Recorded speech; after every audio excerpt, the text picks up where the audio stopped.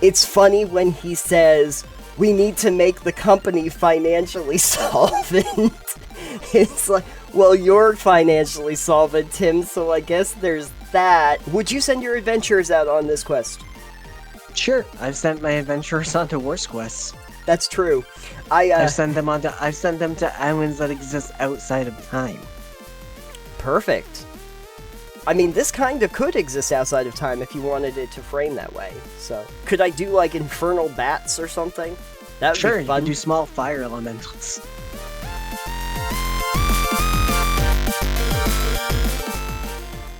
Alex, are you feeling a chill come over the air?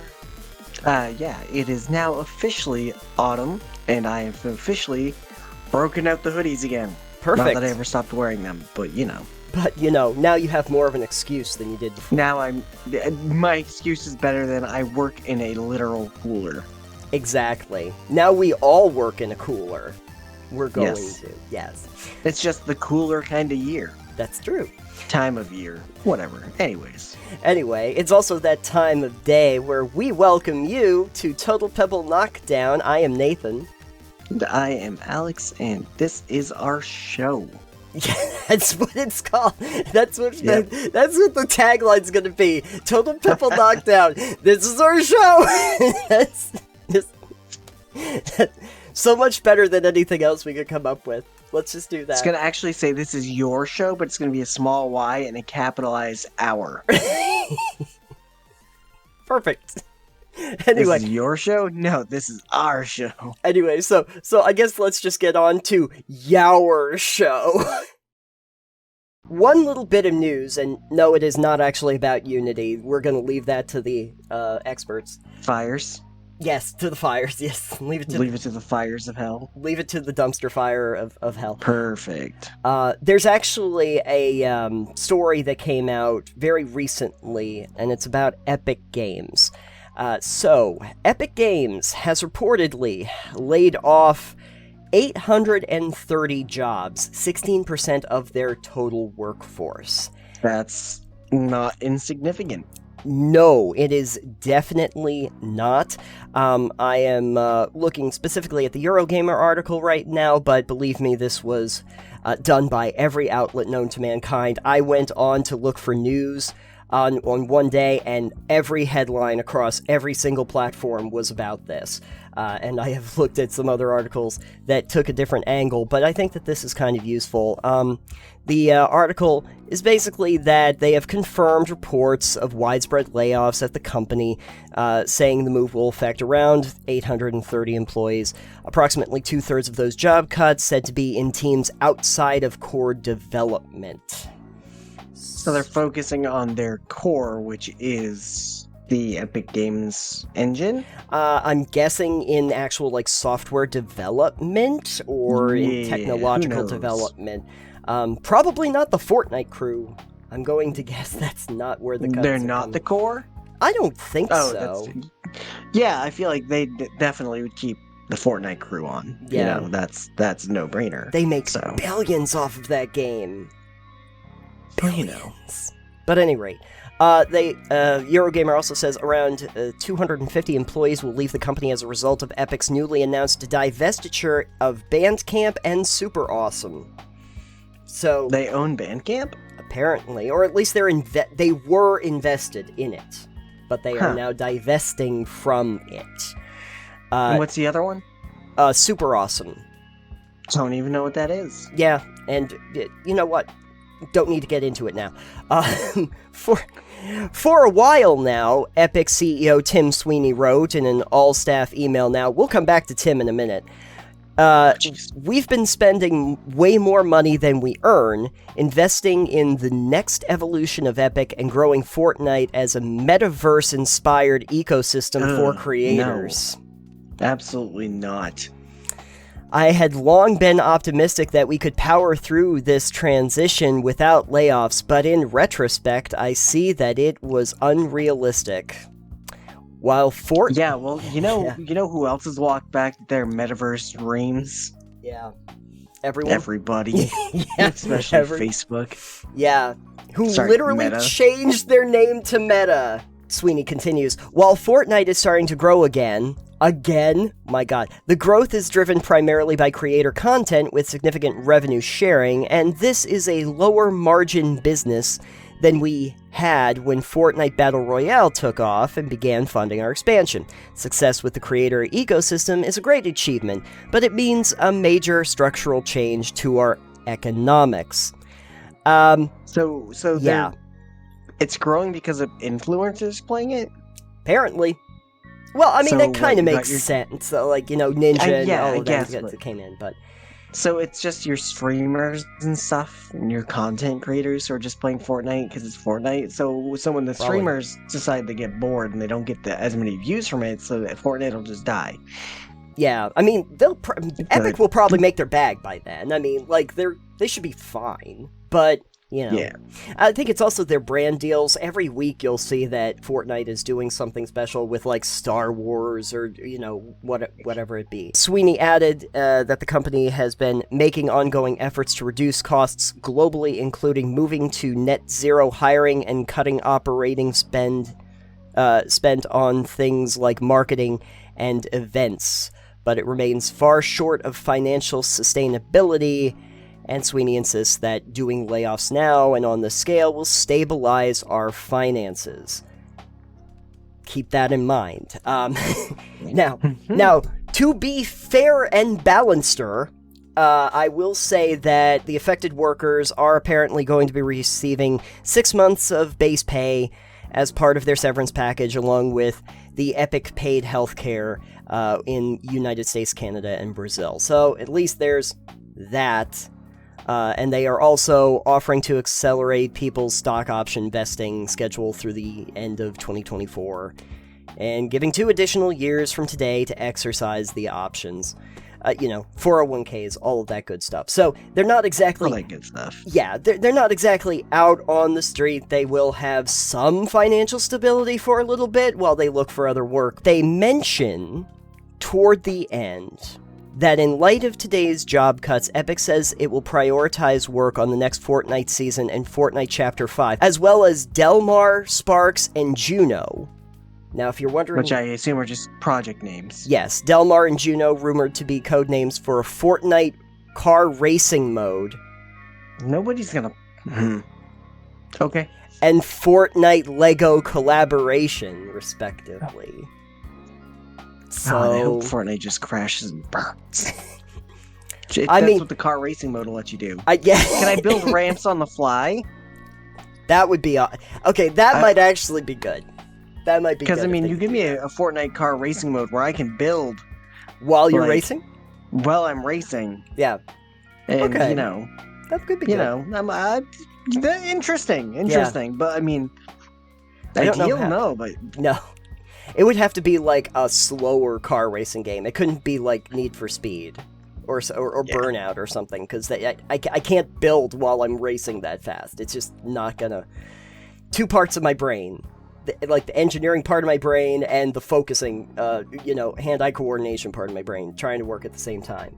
You just crash into the wall you just put up. Financial stabilization seems to be the reason why they're doing this and laying off nearly 900 people. So I did some quick maths. Math is the best math. Okay, how much is Epic Games actually worth? And so gross revenue generated by Epic Games worldwide. Last year, about $6 billion is what they generated for the company. Okay. So that's generated, not profit, generated, right? That's generated. That's gross revenue. So there is that. But now that is... I want to preface this right here with we are not economists. We are not or accountants. We are not. So I don't know exactly how much overhead they have. But this is a question that I do find to be very interesting. That they had approximately $6.27 billion in gross revenue, which was up from $5.1 billion in 2020. So that's not bad. That seems pretty good. But I also want to mention Tim Sweeney, who is, I think, the second biggest actual investor in the company after, like, Tencent, has, according to Forbes, who do a lot of business, Yeah. has real-time net worth of $4.1 billion. Oh. So there's that. Now, here's the reason why I thought the quick maths was interesting. I pulled up a calculator, okay? And as one does. As one does, okay? And I tried to figure out, okay, let's just take a number that I think would be a perfectly good number if they were paying their employees well, of like $100,000 a year. Okay, that would be a good number to take. That's a really good number. That's probably more generous than the actual number. Well, to be honest with you, Alex, I think that you are right. I am probably a little bit over that, because when I looked up average salaries of Epic employees, it's around $74,000 a year on average. Yeah. But you know what? I'm going to give benefit of the doubt. Maybe it's more higher, paid employees that they're... Let's say you're counting in their benefits. Right, exactly. And I figure nice round number, $100,000. Let's put that out there. So, if I do my salaries with my little calculator, the number of employees that they lay off accounts for $83 million. Okay, so revenue. That's still that's an order of magnitude less than $1 billion. Correct. And since the company's making that much, off of Fortnite, when I figure that Fortnite accounts for a couple billion, we'll even be generous, maybe it's only $1 billion. Even if it's making that in profit, that staffs a lot of people for that. Now, it's 16%. In fact, 100 times the amount that they fired. There you go.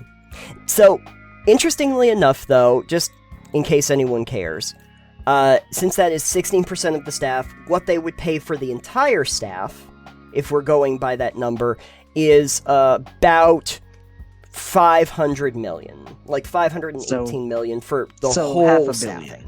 Like half $500 million for all staffing if we account for even the people that have been fired now. And again, the company has gross revenue of about $6 billion. Now we've worked for companies before, and I know that there is overhead to consider, and there's inherent costs, and there's marketing and all of that, which it sounds like they are also reducing. But again, I really want to make this clear.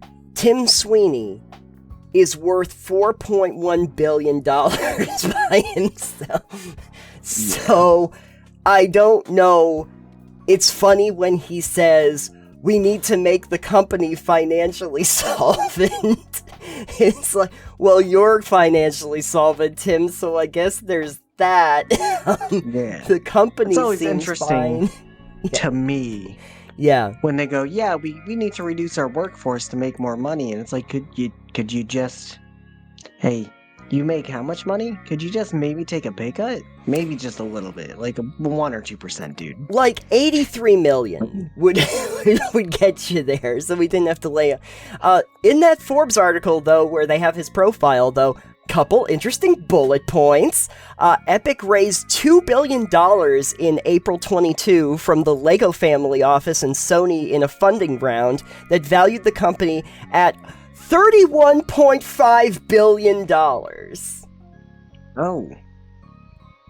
So that's how much the company is worth. That's how much the company is worth. So if Microsoft wanted to buy Epic, right, they would have to be like, here's $40 billion. Right. Right. Also important to note is that Epic Games is also the creator of the Unreal Engine, which, great engine, most people would tell you, one of the most used game development toolkits for other studios. And I would say, since this does kind of loop back on Unity a little bit, I have a feeling that the Unreal Engine is going to be more profitable now than it was. Probably. Than it was before, since people are probably going to be switching over to it. And hopefully just a few hit games might actually end up giving them more revenue. I imagine, though, that the people that are getting laid off are probably not in the Unreal Engine dev team. Oh, probably not. That would make bad business sense to do. They also do mention Fortnite in this profile, one of the world's most popular games, with over 400 million players. Now, it's a free game. If you want to be fair, we've talked about Roblox before. Yes. So Yeah, exactly. That's a hellscape in itself, but 400 million players, and I understand it's a free game. There are players that will spend not one dime on that game, but if just 1% of them buy a battle pass on a regular basis, that's a lot of recurring revenue right there. So just something to consider. I'm, as we said, we're not economists. I'm not an economist. I don't know I have not seen their books. But what I am seeing from my outsider perspective is that it seems like there's a lot of wealth there, both in the company valuation and in the CEOs that are running the place. And if we're looking at how much it would cost them per year to actually have that staffing, it seems minute by comparison to what they're 100%. Earning. I just, did we really think for a company that is apparently $31.5 billion for valuation is going to be made or broken by $83 million, give or take? Who knows? Maybe they're all part of the marketing team that they're trying to skimp down on the marketing for. Maybe. Maybe. I mean, that does seem to be like when they did Crystal Dynamics, the marketing team was what they were laying off when we were talking about that last week for Embracer Group. This is obviously a lot larger, but... Hot take here, I feel like a marketing team, as important as marketing is, yes, it's probably easier for a game company and studio and stuff like that to lay off in this day and age than previously, because it feel like it's a lot easier to go, hey, we're going to have a couple people that are working on the marketing, but then we're just going to get this in the hands of streamers. Yeah, and the streamers, you don't have to independently pay. The streamers make money off of their streams. You know, Ninja is not an employee of Epic last time I checked. Maybe that's changed. I know that they have... I have no idea. I know that they have a working relationship of sorts because he's played it so much, but you're probably right. Like in this day and age, streamers do a really good job of promoting games, whether game companies understand it or not, by actually engaging with people. And realistically, if it's a social media engagement thing, your social media team probably doesn't need to be as large as a traditional marketing team either. Yeah. I was going to say, too, if it's a new and upcoming game, you don't always have to pay people either. They're looking for games to stream. Yeah. And yes, if you're doing a sponsored thing, pay your people. And if you want them to do it, you should give them incentive to do it and pay them, obviously, as well. But there are definitely streamers out there who will go, oh, I got a free key to the game, I'm going to play it. Sure. Yeah. And realistically, just from a marketing standpoint, you're probably going to get far better engagement if you talk to those streamers and then say, here's 10 free keys to the game that you can give away during a stream, because that costs you, 10 keys at a full price game, $600, $700 or something, but you have thousands of people, potentially, that are going to be tuning in to talk about it, so not really that bad a deal. Or even go, hey, here's $10,000, stream my game for like 3 days. That's true. That's true. I don't know how much streamers get paid to do stuff, obviously. So, but it's like, I feel like $10,000 as a example case. Again, I do not know how much people get paid for it, and I don't really care. So, right. But it's like that is far cheaper than paying your $83 million. For example, for a marketing team. Right.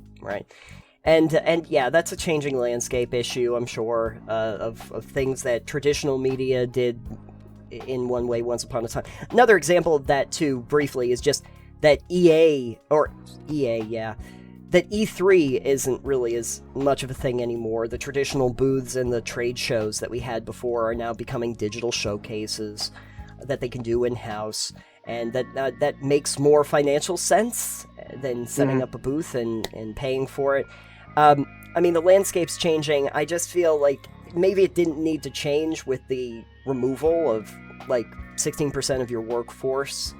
Yeah. It didn't. It doesn't seem like Epic is failing anytime soon. It feels like they're doing fine. And I thought you were going to say, feels like they're doing Epic. according to the Statista estimates, though, they are projected to make $6.5 billion this year, and in 24, looking at over $7 billion in revenue projected. Oh, so okay.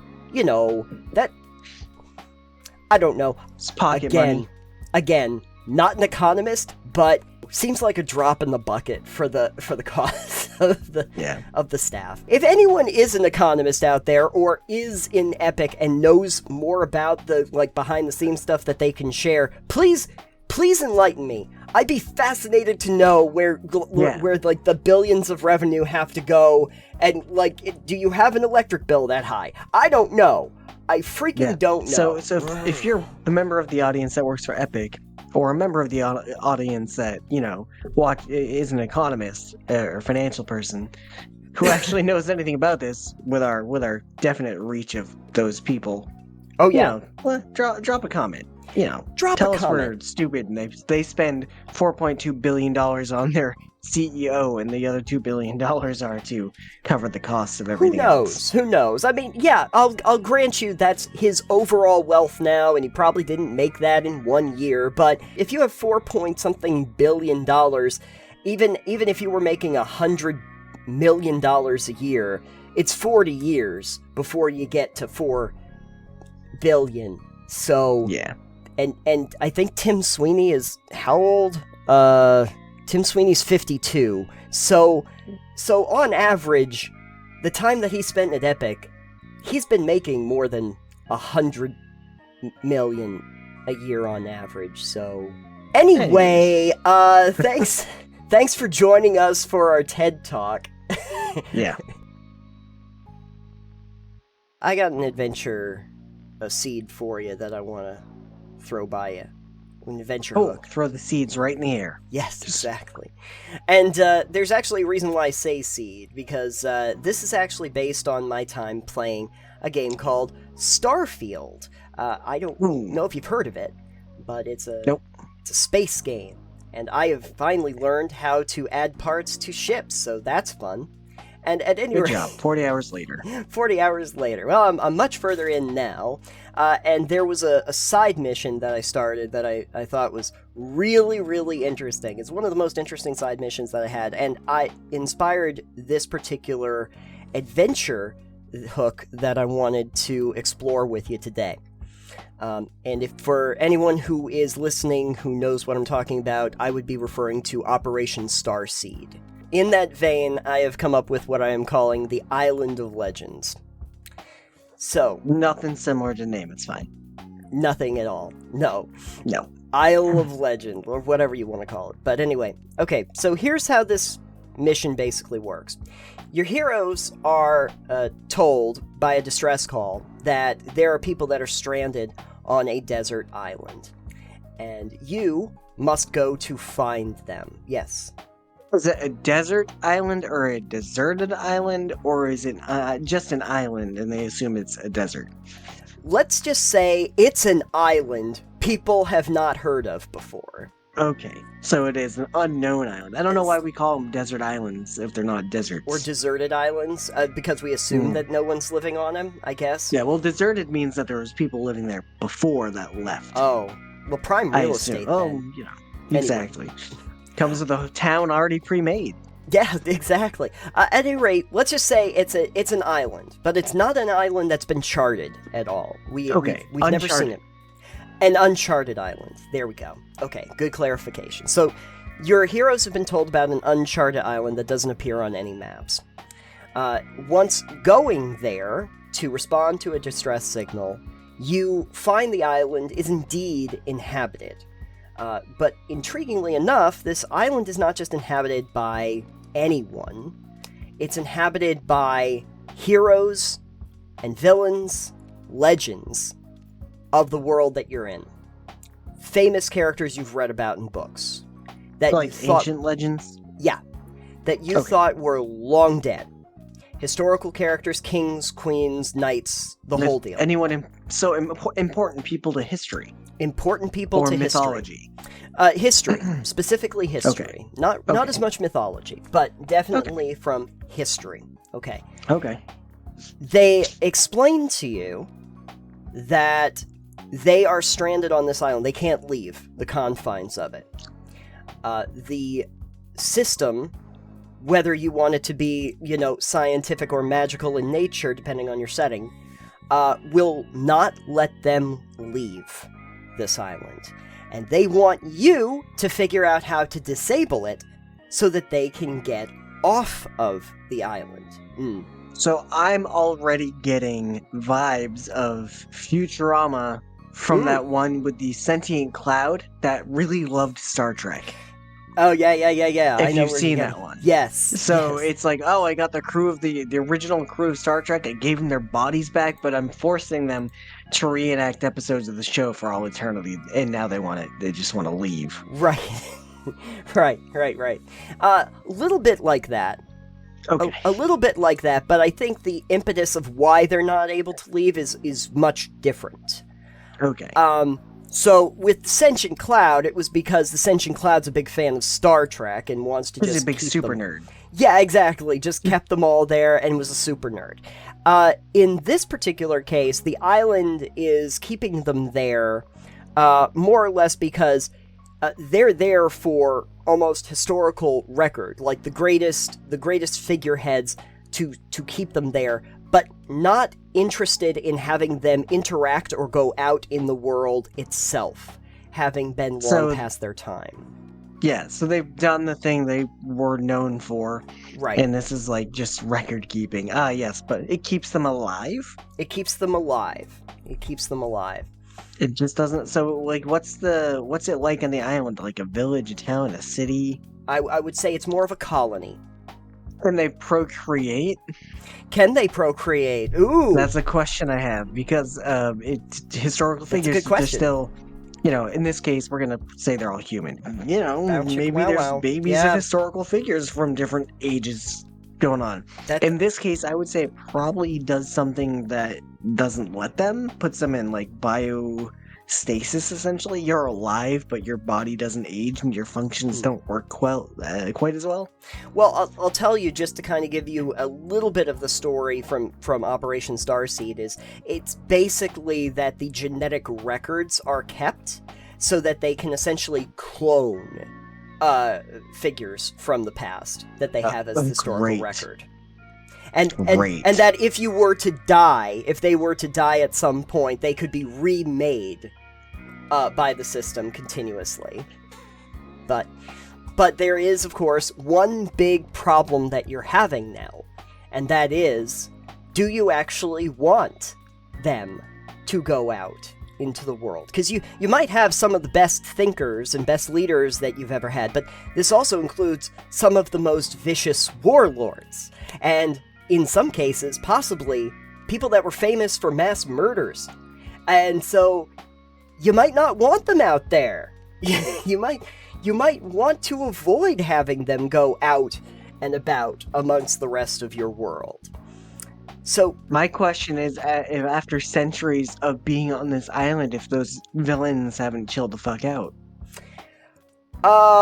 That's a good question. Every time Can Genghis they learn? Khan, Yeah. every time Genghis Khan kills George Washington, he just gets respawned. Isn't he bored of it? You know what's really funny? One of the characters in Operation Starseed is Genghis Khan. That's hilarious. Great job, me. Yeah, good job thinking about that. However, I don't know if George Washington is part of the thing, but FDR is. So. Oh, good. Oh, good. So, yeah, who knows? Maybe Genghis Khan and FDR get into fights. It's like Hitler. You really chilled out over the last 400 years. Still not letting him go. Still not letting him go. I don't care. Yeah. Not happening. Not happening. I don't care if he finally got recognized for his art. Not happening, dude. Yeah. It's like, oh, this person's really a painter. Who is it? Oh, that's Hitler. Oh, what? No. Sorry. Yeah, he got over the whole, World War II thing. Yeah. 300 years ago. Okay. He's chilled out. Yeah. He's just an old man that paints now. Oh, great. Yeah. No. Can we still kill him? No, don't kill him. Every time we kill him, he just starts out angry again. Okay, but he can't leave. He has to stay here. He has to stay here. But you know, good thing we're not monetized. yeah, exactly. I know. I'm sorry. Hot take. Hitler was bad. Anyway, hot take these days. Anyway, so thought process, though, is that there are still some really great thought leaders and philosophers on this island, and maybe they would have a lot to share with modern culture. Maybe they would have a lot of insight to give, but they can't do it from this island. You'd have to let everybody go, or you would have to make sure everybody stayed. So, everyone stays. Perfect. Your mind is already made up. Yeah, yep. Exactly. Better that we not know than risk it. Yeah. Perfect. It's like, you guys were great in your time, but now it's our time, and we don't know how you're going to interact with our world now. Right. I also do think that there is one little hitch in this whole process, which is that you, the party, are free to leave and, you know, come and go as you see fit. So if you're able to come and go as you see fit, you could theoretically take writings or, you know, literature or records from those folks and bring them to the archives, bring them to historians so that they could reference that. Or if we now know where you are, historians and record keepers could come to you. It would be like a Star Tours, but in the like modern. Yeah, exactly. It's a living museum. You know what it ends up being? Remember in Assassin's Creed, the more modern ones, they would do the version that was Discovery Tour mode? And you could just go around the landscape in ancient Egypt or Greece or whatever, and you get to, like, look around, and they talk about, like, the historical records and the documentation that they did and how they recreated. Yeah, I didn't play that mode. You didn't play that mode? I went, what is this? And then I went, oh, this is... Ugh. It's learning. It's too much like learning. I liked it, though. I thought it was... Personally, I thought, like, man, this is actually kind of useful for schools. This would actually be a useful thing for school. Sure. Not the topics I care about, however. Right, I understand. You don't care how the ancient Egyptians made pottery? And dyes? I assume the same way we make up pottery and dyes, just less industrialized. Well, okay, you took the magic out of it for me, but okay, yeah, thanks for that. You're welcome. Anyway, so how do you, like, does your party just go in with the mindset that they're just going to, like, take the records down and like, transfer them out? But, oh, I'm realizing there's a problem here. If everybody knows now where the island is, couldn't somebody else come now and deactivate the system? Because everybody else knows. So you'd have to keep it quiet. Otherwise, somebody else comes, and you'd have to delete all record of having the... No, the party becomes enterprising, builds a port. Oh. Puts chain link fence up around the island. Charges admittance. Yeah. It's now a living museum. You are not allowed to take anything from the island. You are searched on your way out. Oh, fun. Ooh. There you go. You have profit. You have a portal that takes you from one end to another. So no one knows how to get there otherwise. So it's the modern day thing of, like, we're going to blindfold you, we're not telling you where you're There's a secret location. It's that. Yep. It's that. Okay. Anyways, that's a good resolution. I am kind of curious, though, that in, your preferred setting, what kind of characters would you want to see there? If you want to do something that's like a medieval setting, like if we were doing probably fantasy. Fantasy, like a D&D setting, yeah. Yeah. So if we were doing D&D, I guess you'd have, like, what, Dresd on there, and maybe Minsk or... No, that's specifically to Forgotten Realms D&D. That's specifically to Forgotten Realms. Oh no. Ooh. I wouldn't. That does make me think, though, it would be fun if you were doing it in a D&D, if you're playing in Forgotten Realms, that you have characters that are not specifically from Forgotten Realms, that are the characters that are in that. Yeah, see, because if you did just specific characters in the Forgotten Realms, for instance, and they were just important big characters, it would just be anyone that's had a book written about them. Perfect. And it's like, oh, okay, but now everyone's like, whose perspective is this from for the importance of the character? Like, what if there's an important goblin chief to the goblins? Right. You know, they might not be important to the elves, but they're important to the goblins, so would they be on the island? Right, well, it would have to deal with the people that made the island, right? Like, the people that created the machines that keep them there, that put them there, would be the ones that determine how important the characters are. Sentient Cloud made them. The Sentient Cloud, yeah, the Sentient Cloud. Yeah. Perfect. And he's just a big nerd. Yeah. Yeah, and he kept everybody there. He just makes everyone play D&D on the island. Meta. Oh my god. We're wrapping it back around to the metaverse experience. Perfect. I think that is a question, though, that your party might want to ask, is like, well, who made this, and why did they prioritize these characters to be on the island in the first place? Why is it only humans on the island? Oh, because humans only live 40 years in this setting? Oh, that makes sense, actually. Perfect. Okay. Yeah, and back to your question, yes, can they procreate? Also, can they die? Can they die? Can they get reincarnated? These are all important questions to understand before you can make a determination on what your characters are going to do. So burn down the island. Burn it down. And then the system reboots it. It's now Earth 2.0. And then they create everybody over again. Yeah. And yeah, perfect, terrific. That can't go wrong. At all. It's the Hitchhiker's Guide thing, where they build Earth 2. Yep. And the other Hitchhiker's Guide thing, where you meet the man who runs the universe. Wasn't it kind of man behind the curtain sort of deal? Kind of. Yeah, he didn't know he was making decisions. Oh, right. He was just kind of aimless and kind of aloof. His cat was great because his cat was named the Lord. Oh. And I've since said if I get a cat that I get to name, it's going to be named the Lord. Because the interaction went about like this. The person was like, yeah, sometimes the Lord gets hungry. And they're like, the Lord? Yeah. And it's like, so you do believe in something? No. It's yeah, of course. It's my cat. Yeah.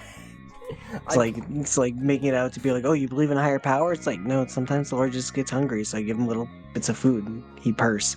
What? Perfect. Ooh. Yeah. Wouldn't it be funny if the man who runs the universe actually made this island and it was just an island of cats? Perfect. That would be great. That would be... We just created a video game that will sell 1 billion copies. Great. An island of cats. Perfect. I feel like that exists, but that's fine. Well, it's gonna exist again. Would you send your adventurers out on this quest? Sure. I've sent my adventurers onto worse quests. That's true. I've sent them to islands that exist outside of time. Perfect. I mean, this kind of could exist outside of time if you wanted it to frame that way, so... Sure, it's a little different than the one I have, but that's besides the point. Sure. Okay. Well, then that's good. I guess I'm a little curious as to if anyone out there would want to try and use something like this, or if you have any modifications you'd like to use for the Island of Legends, which we have now determined is not a deserted island, but is an uncharted island. Very big distinction. I've got an even better idea. It's not an Island of Legends, it's an Island of Ancestors.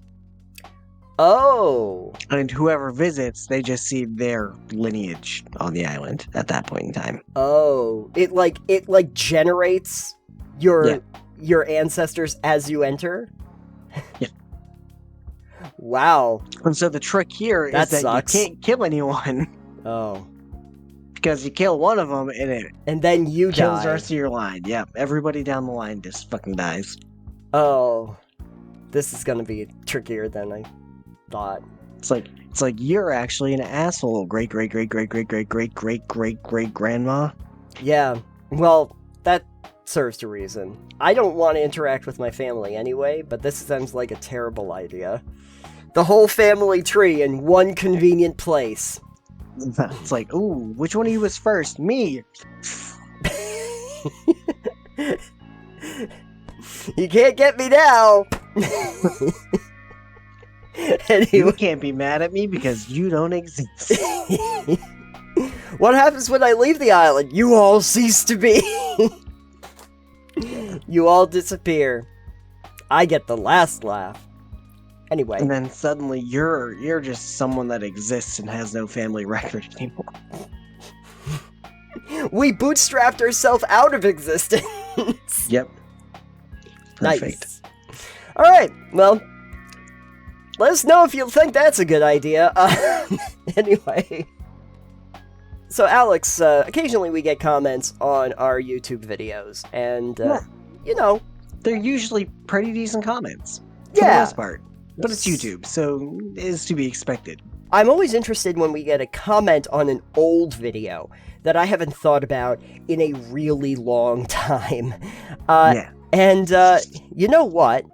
Recently, we actually had a comment that came in that I thought was very interesting. So interesting, in fact, that I wanted to look into it further. It was on our coffee lock problem. Now, I don't know if you remember exactly what the coffee lock problem was, but it was... I do, because someone at work brought it up because they had shared something about the coffee lock with another friend. Sure. And I asked, oh, did you share our video? And they said, well, no, but that's because you didn't actually, go into detail of what a coffee lock is. I was like, did we not? I thought we did. I thought we did. Sure. I thought, but okay. But at any rate, Who knows? briefly, it's a way to make sure that your warlock basically has as many spells as they want.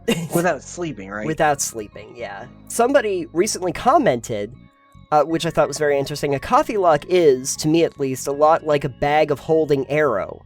If you have a player that can make it, go for it. But that spawns a question, doesn't it? What's a bag of holding arrow? Right?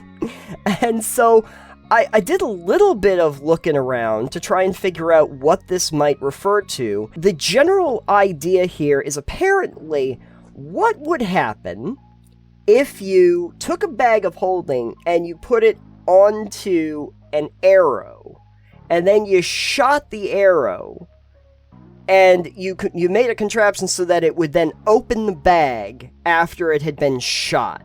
So, you shoot... Yeah. Are you shooting from inside the bag or shooting into the bag? The arrow has a tip, and the tip is the bag of holding. There's a bag of holding on, the end of the arrow. Oh, okay. So what you're doing is you're shooting it with the bag open. Okay. I got you. Yeah. And so you're making a net launcher. You're making a net launcher. Okay, so I have the bag of holding open here on D&D Beyond. It's a wondrous item, it's uncommon, has an interior space that's larger than its outside dimensions, roughly 2 feet in diameter at the mouth and 4 feet deep. And that's the bag itself, or is that the inside dimension? That is I'm gonna say that's the inside dimension. Oh, wait. Because that would be a very large bag. Yeah, because I'm looking. The bag can hold up to 500 pounds, not exceeding a volume of 64 cubic feet. So yeah, that's the interior space, isn't it? Okay. If I'm doing, 4 feet deep, 2 feet, I think so. Bag itself weighs 15 pounds regardless of its contents. Retrieving an item from the bag that's a requires... heavy bag. It is, isn't it? I mean, not as Yeah. heavy as the 500 pounds you're putting into it, but... No, but it's like holding 2 gallons of milk. Yeah. That's a lot. But, so 4 feet deep, 2 feet in diameter. So, theoretically, if I wanted to use this bag for, the death projectile that we're trying to make with this, you could hold a lot of stuff. I could hold a lot of ball bearings, or caltrops, or something in this bag. If it's overloaded, pierced, or torn, it ruptures and is destroyed, and its contents are scattered in the astral plane. So, it's not going to work if you rupture it, right? You'd have to do something else. For instance, if the bag is turned inside out, its contents spill forth unharmed, but the bag must be put right before it can be used again. So, makes sense. So we have to figure out a way where I can shoot the bag of holding out, not rupture it, but open it up so that my 500 pounds of death traps release out of it. So that's what the bag of arrow holding whatever is. As far as I can Is tell. rigging it so you shoot it and it opens up and spills its contents. Right, like I fire my arrow and we've got projectile now and the bag of holding opens and then let's say like there's 500 arrows in there and now they're all fired. They're all projectile. The question for that would mean, are they just... It says it dumps them out harmlessly, but like, if you've got 500 pounds worth of arrows in there... Right. Are they coming out at velocity? Well, it says that the contents spill forth unharmed. So the contents are unharmed. They don't come out harmlessly.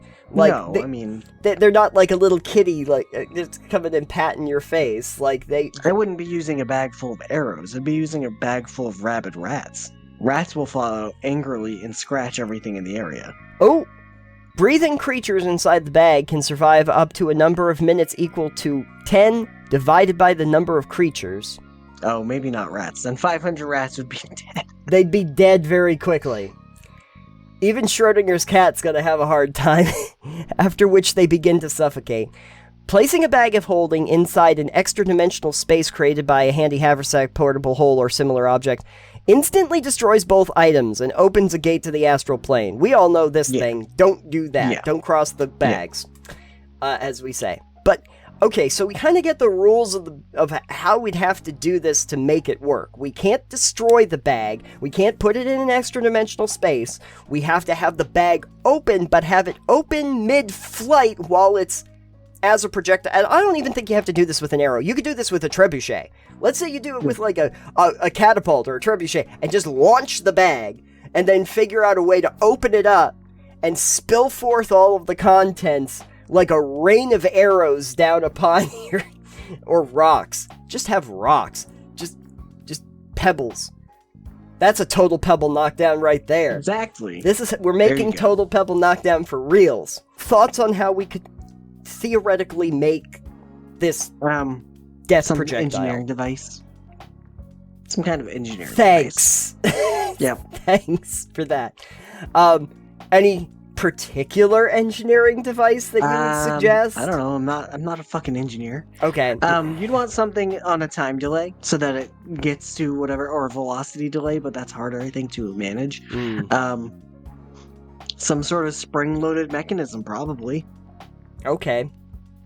So you crank it up, and then you've got like a minute, and so what you do is you take it and you launch it, and then what it does is just like unfolds and then pushes the back through it.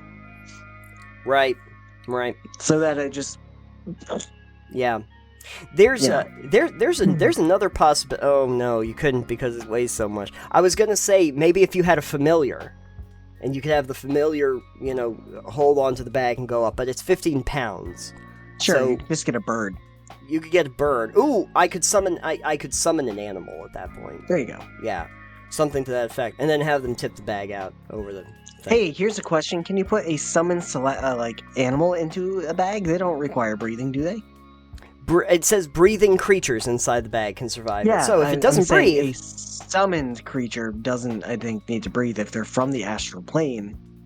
I don't think so. That I'm aware. A big enough creature, it doesn't matter if it's alive or dead. A celestial or something creature, or an infernal creature. Could I do like infernal bats or something?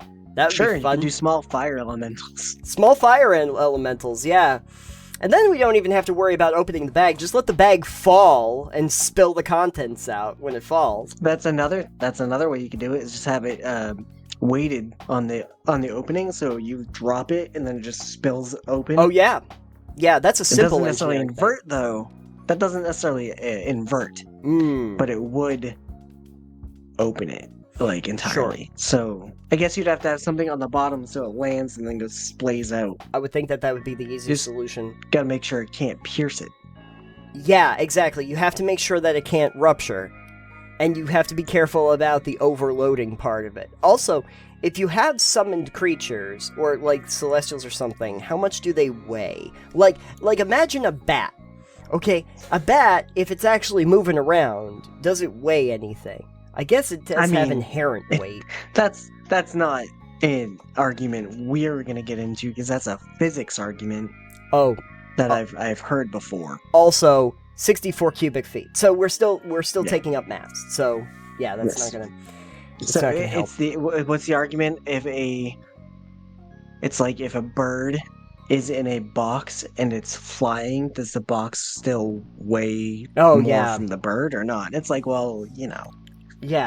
you can measure these things. Yeah, this is kind of like where mass or volume might be a better way to actually, determine these things. That's an actual Right. thought experiment. I don't know. It's an actual experiment you can do though, probably. So Yeah. I don't remember what the answer was. I'm pretty sure that conservation of everything means that if there are 15 bats in a box, but they're all flying, the box isn't going to weigh less because they're flying because they're still in the box.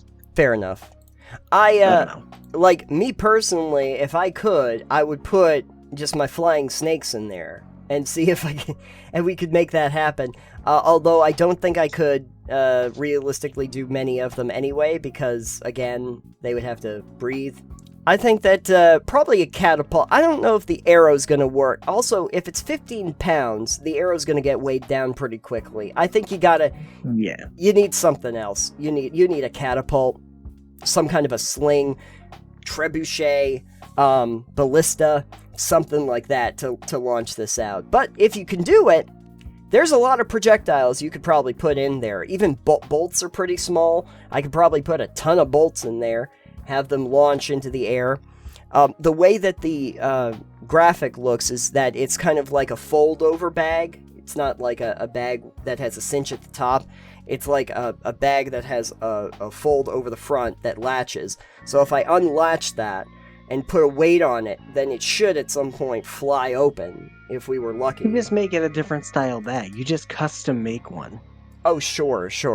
Has a handle, too, so I guess if I, strapped the handle on and then pulled it back and then released it, like if it was in a slingshot. Then yeah, there you go. Slingshot it. Slingshot the bag, and then the stuff inside should technically get further away. That's a thought. I just basically want to do an arrow storm that kills everything immediately when I launch the bag. You can only do it the once until I get the bag back.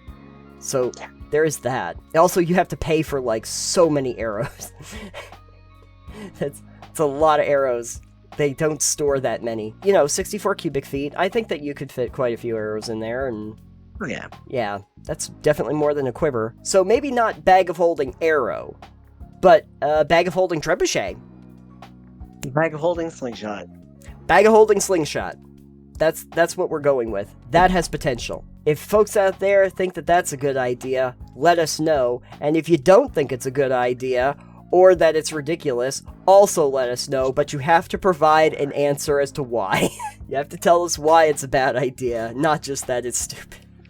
That's the rules. Them's the rules, folks.